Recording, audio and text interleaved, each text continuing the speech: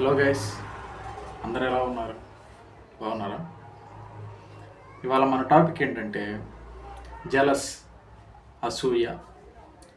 ఈ అసూయ ఆ మనిషికి ఎప్పుడు వచ్చిందంటే ఆ మనిషి పక్కన వాళ్ళు, తోటి వాళ్ళు అతనికంటే బాగా ఉన్నప్పుడు, కొంచెం అతనికంటే ఇంకొంచెం ఎక్కువ స్థాయిలో ఉన్నప్పుడు, వీడికంటే వాడికి ఇంకొంచెం పెద్ద ఇల్లు ఉన్నప్పుడు, వీడు డ్రైవ్ చేస్తున్న బైక్ అంటే వాడు ఇంకొంచెం మంచి బైక్ డ్రైవ్ చేస్తున్నప్పుడు, వీడికున్న కారు కంటే వాడి దగ్గర ఉన్న కారు ఇంకొంచెం పెద్దదైనప్పుడు వాడు చాలా అంటే చాలా అసూయ పడతాడు అనమాట.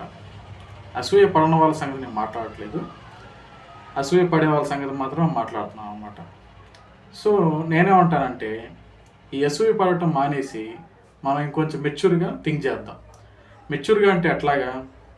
ఇప్పుడు సపోజ్ నా ఫ్రెండ్ ఉన్నాడు, నా ఫ్రెండ్ ఒక 3,000 రూపాయలు వాచ్ పెట్టుకున్నాడు. వాచ్ పెట్టుకున్న తర్వాత నేను వాడిని చూసి అసూయ పడినాం. ఎందుకంటే నేను ఎలా ఆలోచిస్తానంటే నా ఫ్రెండే కదా, వాడు మంచిగా ఉంటున్నాడు అంటే నాకు ఆనందమే కదా, నాకంటే గొప్పగా ఉంటున్నాడు అంటే నాకు ఆనందమే. ఎందుకంటే వాడు తక్కువగా ఉంటే అది ఓర్చుకోలేను, మళ్ళీ అది బాధగా ఉంటుంది. వాడు గొప్పగా ఉంటున్నప్పుడు మన తోటి వాడు, మనతో తిరిగేవాడు గొప్పగా ఉంటున్నాడంటే మనకి మంచి పేరే కదా. సో అలా మనం ఆలోచించాలన్నమాట.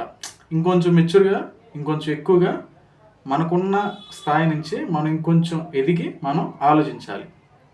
సో మెచ్యూర్ అంటే అబ్బాయికి మీసాలు గడ్డాలు స్పెర్మ్ వచ్చినంత మాత్రాన వాడు మెచ్యూర్ అయినట్లు కాదు. అమ్మాయిలకి మెచ్యూర్ అయ్యి పీరియడ్స్ వచ్చి బాడీలో చేంజెస్ వచ్చినంత మాత్రాన వాళ్ళు మెచ్యూర్ అయినట్లు కాదు. అది దేవుడు పెట్టింది, దానిపైన చేసుకుంటే వెళ్ళిపోయింది. కానీ ఇక్కడ మనం ఆలోచించే విధానం దేవుడు మనకి పెట్టలేదన్నమాట, మనమే దాన్ని క్రియేట్ చేసుకోవాలి. సో కాబట్టి మనం మెంటల్గా మెచ్యూర్ అవ్వాలన్నమాట. ఫిజికల్గా మనం మెచ్యూర్ అయిపోతాం, దానికి సంబంధం లేదు. నేనేమంటానంటే మెంటల్గా మనం మెచ్యూర్ అవ్వాలన్నమాట. సో మీకు చూస్తే కూడా మీకు ఒక ఎగ్జాంపుల్ చెప్తాను.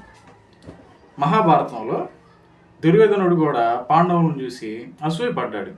చూడండి, పాండవులు ఇంద్రప్రస్థ రాజ్యంలో అభివృద్ధి చెందిన తర్వాత వారి విజయం, అధికారం మరియు ప్రజల అనుగ్రహం పట్ల తీవ్ర అసూయపడ్డాడు దుర్యోధనుడు. ఆ తర్వాత రెండోది, అర్జునుడి అసమానమైన విలువిద్య నైపుణ్యాలు మరియు కీర్తిని చూసి తీవ్రమైన దహించుకునే అసూయతో రగిలిపోయాడు అనమాట దుర్యోధనుడు. అండ్ అట్లాగే లాస్ట్ పాయింట్ ఏంటంటే తన సొంత పరాక్రమం ఉన్నప్పటికీ తను తాను తక్కువ వాడిగా భావించుకున్నాడు. సో చూశారు కదా, దుర్యోధనుడు పాండవుల పట్ల అసూయపడ్డాడు. పాండవులకి ప్రజల పట్ల మంచి అనుగ్రహం ఉందని చెప్పేసి, అర్జునుడు తనకంటే విలువిద్య నైపుణ్యాలు కలిగి ఉన్నాడని దుర్యోధనుడు అసూయపడ్డాడు. ఇక్కడ లాస్ట్ పాయింట్ చదివాను కదా, అసూయ ఏం చేసిద్దంటే తనలో ఉన్న తన పరాక్రమాన్ని కూడా మర్చిపోయి తక్కువగా తను తాను భావించుకున్నాడు దుర్యోధనుడు. దుర్యోధనుడు కూడా మంచి వారియర్ అనమాట, మంచి పరాక్రమశాలి. దుర్యోధను చూసి కూడా చాలామంది భయపడతారు. అట్లాంటి దుర్యోధనుడు కూడా అసూయ పట్టడం ద్వారా తను తాను తగ్గించుకున్నాడు, తక్కువ భావన చేసుకున్నాడు అనమాట. అసూయ వల్ల తక్కువ భావన చేసుకొని, అసలు వాడిని చూడు, ఇది చూడు, వాడు నాకంటే ఎక్కువ, అది ఇదని చెప్పేసి అసూయ పడ్డాడు. సో అసూయ వల్ల ఏం జరిగింది? కురుక్షేత్రం జరిగింది. కురుక్షేత్రం వల్ల దుర్యోధనుడు నాశనం అయిపోయాడు. సో అసూయ ఏం చేసిద్ది అంటే మనిషిని నిలువున నాశనం చేసిద్ది అనమాట.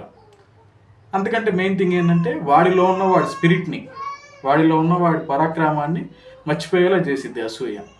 అలాగే మీరు చూసుకుంటే కూడా ఇంకొక ఎగ్జాంపుల్ బైబుల్లో సౌలు, మొట్టమొదట ఇజ్రాయేల్ ప్రజలకి రాజు సౌలు కూడా దావీదుని చూసి అసూయపడ్డాడు.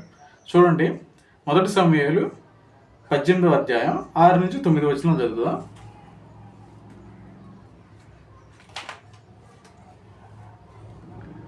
దావీదు ఫిలిస్తీయుని హతము చేసి తిరిగి వచ్చినప్పుడు స్త్రీలు ఇజ్రాయేలు ఊళ్ళన్నిట్లో నుండి తంబూరాలతోనూ సంభ్రమంతోనూ వాద్యములతోనూ పాడుచు నాట్యమాడుచు రాజైన సౌలును ఎదుర్కొనుటకై వచ్చిరి.